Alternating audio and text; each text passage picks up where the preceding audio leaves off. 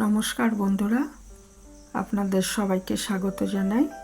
আমি আজকে একটা ব্রেকফাস্ট রেসিপি নিয়ে এসেছি। সেটা হচ্ছে অনিয়ন পরাঠা বা পেঁয়াজ পরোটা। তো অসম্ভব এই সুস্বাদু রেসিপিটি করে দেখতে পারেন যারা কখনো করেননি। খুবই ভালো হয় খেতে। আর আলুর পরোটা যেমন খুব সুস্বাদু হয়, এটাও কিন্তু দারুণ হয় খেতে।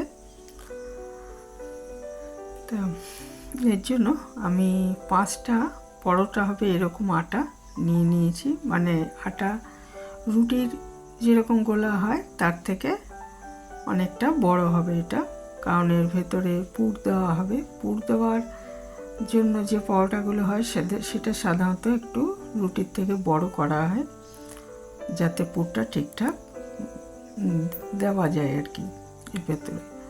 তো আমি এটাকে খুব ভালো মতো মেখে একটু নুন দিয়ে মেখেছি এবং কোনো তেল দিইনি, দিয়ে 10 মিনিটের জন্য ঢেকে রেখে দিয়েছি। আর আমি কিছু জিনিস নিচ্ছি, 2টো পেঁয়াজ, একটু ধনেপাতা, 2টো কাঁচা লঙ্কা, 1 টুকরো আদা। এগুলো খুব ভালো করে ধুয়ে আর কুচিয়ে নেব, মানে যতটা কুচানো যায় ভালো মতো সেইভাবে কুচিয়ে নিতে হবে।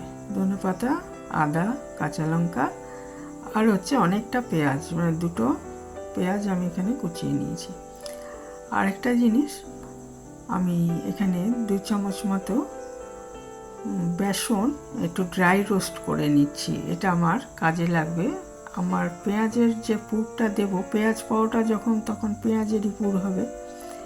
তো সেটা ওই যে দেখালাম যে ধনেপাতা, আদা, কাঁচা লঙ্কা আর পেঁয়াজ কুচিয়ে রেখেছি, এটা কাঁচাই পুরটা দেওয়া হবে। তো সেটা তো নুন অবশ্যই দিতে হবে। নুন দিলেই কিন্তু ওটা জল ছাড়তে শুরু করবে। সেটা যাতে জল ছাড়লেও যাতে অসুবিধা না হয়, সেই জন্য এই বেসন ড্রাই রোস্ট করে ওটার মধ্যে মিশিয়ে দেওয়া হবে আর কি। তাহলে নুনের জলটা একটু মানে ছাড়লেও ছাড়বে তো বটে, কিন্তু এটার মধ্যে সেটা চলে যাবে, অসুবিধা হবে না। দেখুন আমি ওই পেঁয়াজ কুচি, আদা কুচি, এই যে সব একটা বাটিতে নিয়ে নিয়েছি। সেখানে আমি এই বেসনটা, ড্রাই রোস্ট করা বেসনটা নিয়ে নিচ্ছি। আরেকটা কথা হলো যে পুরটা একদম পরিমাণ মতো আমি নুন দিয়ে দিলাম, 1/2 চামচ নুন দিয়ে দিয়েছি। আর একটু দিয়ে দিচ্ছি লঙ্কার গুঁড়ো, এটা কাশ্মীরি লঙ্কার গুঁড়ো দিয়েছি, কারণ 2টো কাঁচা লঙ্কা খুব ঝাল ছিল, ওতেই হবে ঝালটা। আচ্ছা, ওই যে মেখে নিতে হবে ওইটাই পুর, ঠিক আছে? জাস্ট একটা চামচ দিয়ে মেখে নিতে পারি। এখানে গোলাটা বড় বড় 5টা গোলা আমি করে নিয়েছি।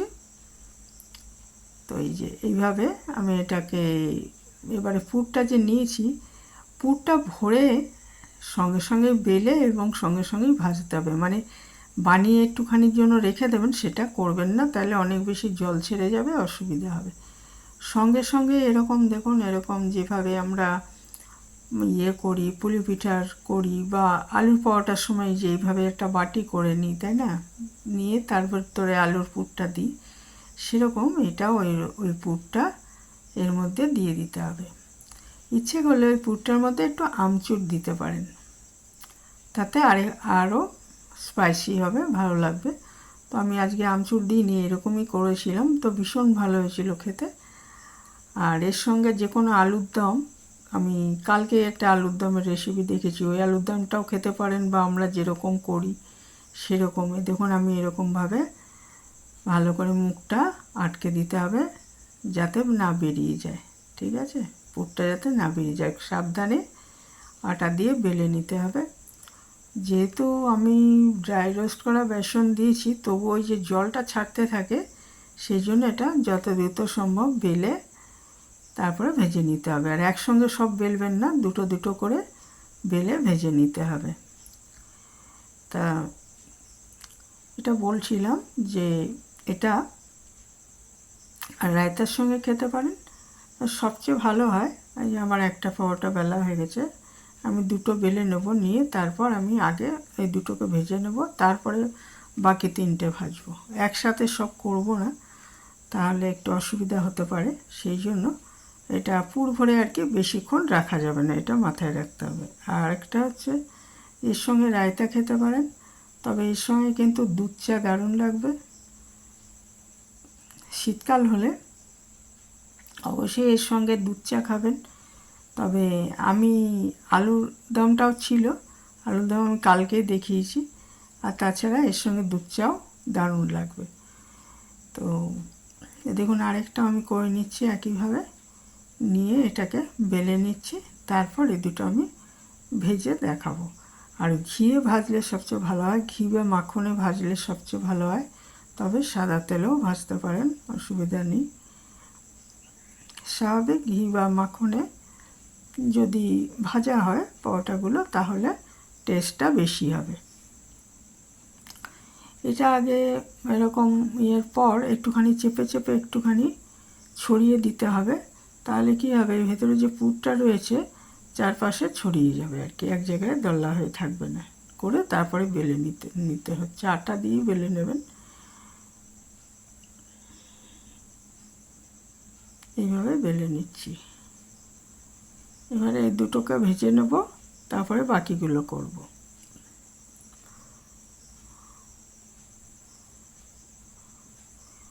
আর খুবই কম সময়ে হয়ে যায়, একটু গুছিয়ে নেওয়া, ওগুলো একটু কেটে নেওয়া। আর আটাটা মাখা, আমরা তো আলুর পরোটা যখন করি তখন আবার আলু সেদ্ধ করার ব্যাপার থাকে। হ্যাঁ, তো সেগুলোর থেকে কিন্তু এটা অনেক কম সময় হয়ে যায়, কিন্তু খেতে কোনো অংশে কম ভালো নয়। আলুর পরোটার মতোই সুস্বাদু। তো অবশ্যই করবেন একবার। এরকমভাবে দেখুন, আগে যেভাবে আমরা পরোটা ভাজি, আগে শুকনোই দুটো পিঠ আগে শুকনোভাবেই তাওয়ায় সেঁকে নেব। তারপরে ঘি বা বাটার যাই দিন, তেল যাই দিন করবেন। এরকম কাঁচা অবস্থায় ঘি বা তেল এটা দেবেন না। দুপাশটা আমি আগে সেঁকে নিচ্ছি, নিয়ে তারপরে অল্প অল্প করে ঘি দিয়ে ভেজে নিচ্ছি। বা বাটার দিয়েও ভাজতে পারেন, বা সাদা তেলেও, দুটো দিক দেখুন। আমি তেল বা ঘি ছাড়াই কিন্তু আমি সেঁকে নিলাম আগে, তারপর আস্তে আস্তে অল্প অল্প করে আমি ঘি দিয়ে দিচ্ছি। দিয়ে আমি দু পিঠ ভালো করে লাল করে ভেজে নিচ্ছি।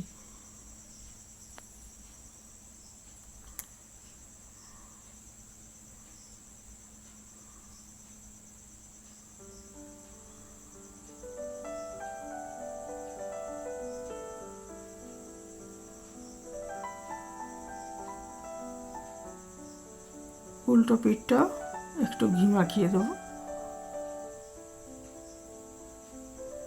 তাহলে আমার ঘি মাখিয়ে দিয়ে একটু লাল করে ভেজে নিলেই হয়ে যাবে।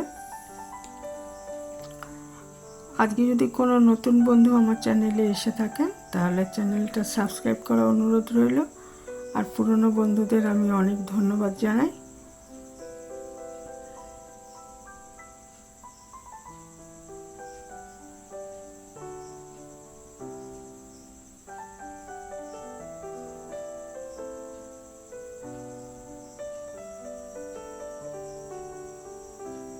তা দেখুন দু পিঠ আমি ভেজে নিচ্ছি ভালো করে।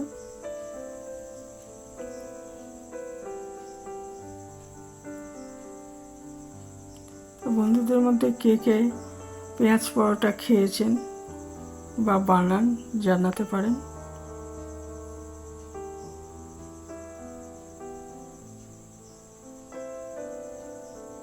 এখন এটা ভাজা হয়ে গেল, ভালো করে রেখে দিলাম তুলে। এইভাবে সবগুলো ভেজে নেব।